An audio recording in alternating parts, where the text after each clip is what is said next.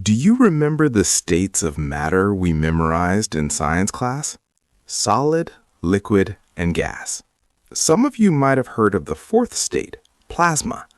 But today, I'm going to take you beyond those traditional boundaries to discover a state of matter so powerful it's becoming the heart of the new energy era, a state that exists right between liquid and gas, known as the supercritical state.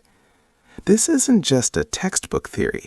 It marks the end of the 140-year reign of the steam engine and the birth of an innovation 10 times smaller, yet more powerful and cleaner than anything the world has ever seen. To understand why this is so critical, we need to look at the fundamentals. This technology is supercritical carbon dioxide, or sCO2.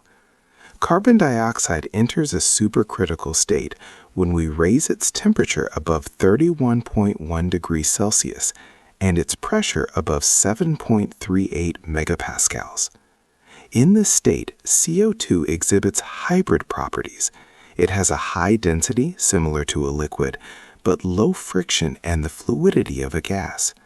This means it can transfer massive amounts of energy within an incredibly small footprint compared to the steam we've used for over a century. This system operates on what's called a closed-loop Brayton cycle. Instead of boiling water into steam to spin massive turbines, we circulate this hybrid CO2 within a closed system. The magic lies in its high density. The work required to compress or pump the fluid is significantly reduced. This pushes the overall power plant efficiency to over 45–50%, which is 5 to 10% higher than traditional steam cycles. Most impressively, because of this high density, sCO2 turbines are 10 times smaller than steam turbines of the same capacity. Imagine a turbine the size of an office desk that can generate enough electricity for tens of thousands of households. Currently, a fierce competition to master this technology is unfolding between global superpowers.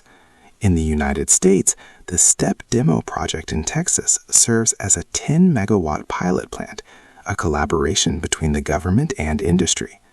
In May 2024, STEP Demo successfully generated electricity for the first time, proving that a turbine spinning at speeds up to 27,000 RPM can operate reliably and with high stability.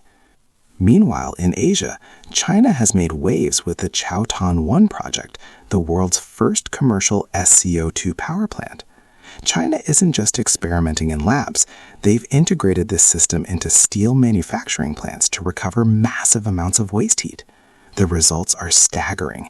It has increased power generation efficiency by up to 85% compared to traditional systems by utilizing waste heat as the sCO2 energy source, while cutting the installation footprint in half.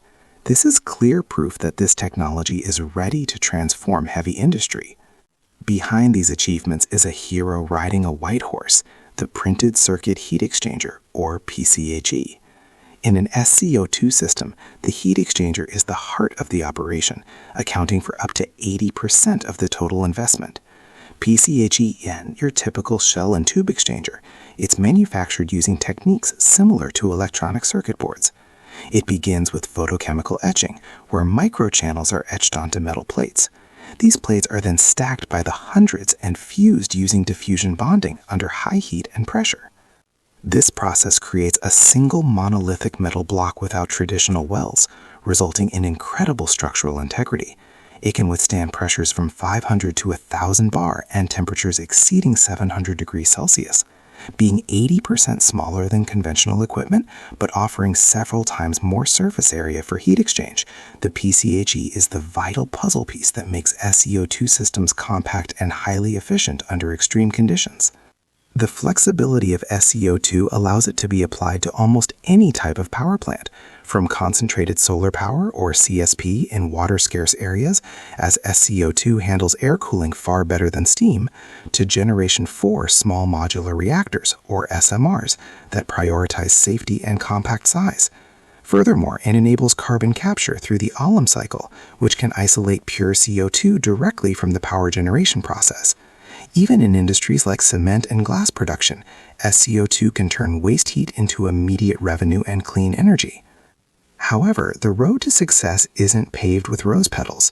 The most significant challenge is material science. At temperatures above 550 degrees Celsius, standard steel loses strength and begins to deform, a phenomenon known as creep. Additionally, supercritical CO2 can be highly corrosive if the system isn't designed correctly.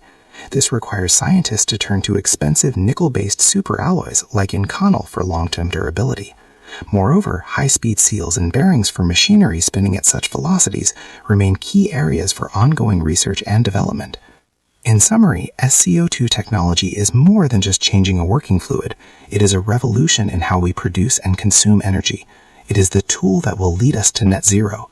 While technical hurdles remain, the success of projects like STEP Demo and Chowton 1 proves that the future of energy is no longer confined to the laboratory. It is happening right now, creating a sustainable world for generations to come.